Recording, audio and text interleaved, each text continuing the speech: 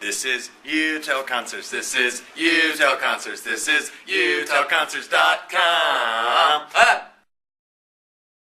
Hey guys, this is Lorn from UTEL Concerts, and I am here with JFK of MSTRKRFT. How you doing today, JFK?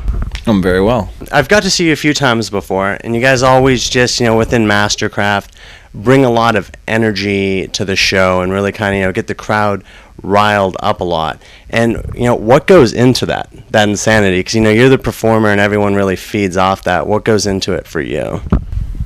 Well, with MSTRKRFT, even when we're deciding what to play, everything about it, everything about the preparation of our for our performances, I guess, that's what we're trying to look for. Like, how will we keep the energy going up and sort of, decide what's going to happen emotionally in the room, But the DJ is supposed to lead by example, really. I mean, obviously it's a symbiotic relationship where if we played excellent and there was 5 people there afterwards, if someone was to review it, how was the MSTRKRFT show? Well, it was pretty shitty.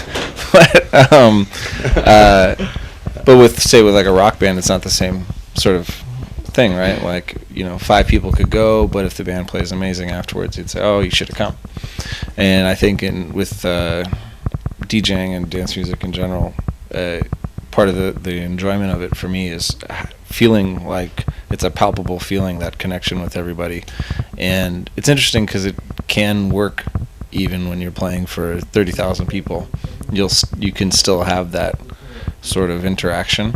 You still feel that interaction. And last year I got really spoiled playing every festival in the world, it seemed, and it is interesting how true that became by the end of that touring cycle, all around the world, playing in Korea and having the vibe be not that dissimilar to Coachella, and maybe part of that is our work and maybe part of it is just the experience of it.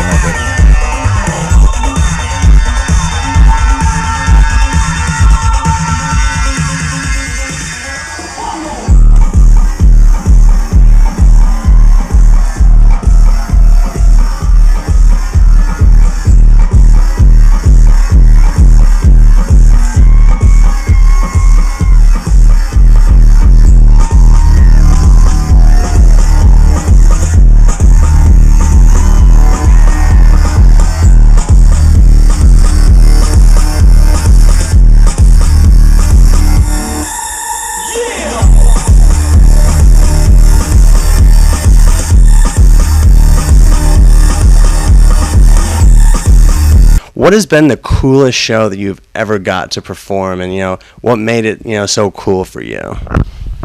3 really quick ones. One, playing in a living room in Sweden in 1999, and the kids that were there decided to rip apart all the furniture, and it was just raining stuffing and pillow innards everywhere, and everyone was sweaty, and so then the whole room was tar and feathered, running around. All our equipment was just basically destroyed with feathers and foam. 2, playing somewhere in Europe for the town's graduation ceremony, a massive fight starting, and then the mayor trying to throw us out. 3rd, more recently, at this club in Lisbon called Lux, which is an incredible club. If anyone's in Lisbon, they should go. And showing up and the promoter saying, "Are you going to jump off the wall like you did last time?" And me and Al looking at each other and he's like, "You guys don't remember that?" And I'm looking at the wall that I apparently jumped off of. I'm like, so when did we start drinking that day? Because I don't remember jumping from 20 feet onto a bunch of people. He's like, yeah, and he's like, and you're a big guy. I'm like, yeah, I'm 200 pounds flying down at people. He's like, yeah, you crowd surfed all the way around the whole club a couple times and then climbed back up the wall. And I was like, yeah, I guess that was a good one. I mean, he remembered.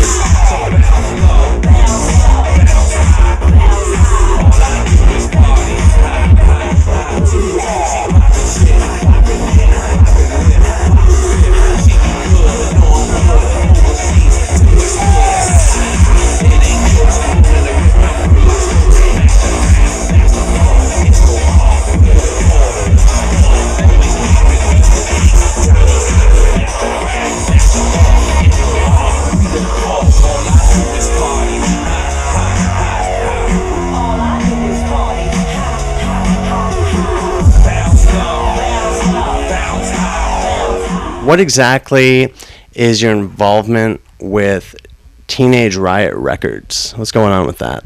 The idea was I've been putting out records with a variety of labels for the last, I don't know, since like '96. How many years is that? 14 years. And with the exception of some really small punk labels, I've had issues with almost every single record label I've ever worked with. And I just got to that point where it's like, well, physical product was really like unimportant except from like a collectible sort of standpoint. Like, kids now even get records that might not have a record player. And I'm like, I just want to try to do something that can correct all the issues that I've had with other record labels. Like that the days of the A&R in my mind are dead, certainly for dance music, and I just wanted something that I wanted to make something that the artists would love and would be all the things that I had expected and wanted from all my previous record label experiences and didn't get. Started talking to Adrian about it, and it's like, hey, wait, this is actually possible. We could do this, but we just have to do it ourselves.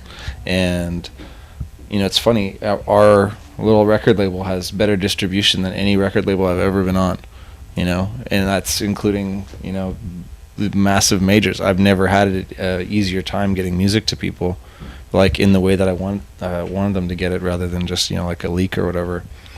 And, it's still very young. It's only a few months old, but we've been building, and the response from fans has been amazing. And the response from artists, I guess, is what matters the most to me, has been really amazing in that, some big name artists who aren't even on our record label yet have been acting as A&Rs for us in a way, and been like, hey, we found this talent, and like, check these guys out. And for me, that's like such a vote of confidence from the people who tried to make this for in the first place. The other people like me 5-6 years ago. And hopefully I'm trying to like scoop some of those really talented people away from those who would just use them and, fuck up their heads. What artists do you currently have, with Teenage Riot Records? Well, all my solo stuff is going with Teenage Riot. We have these ridiculously over-talented kids called Blend, half from Sweden, half from England, that I'd been playing their tracks for years, trying to get them. I actually tried to get them record deals with all kinds of people previously, and no one wanted them.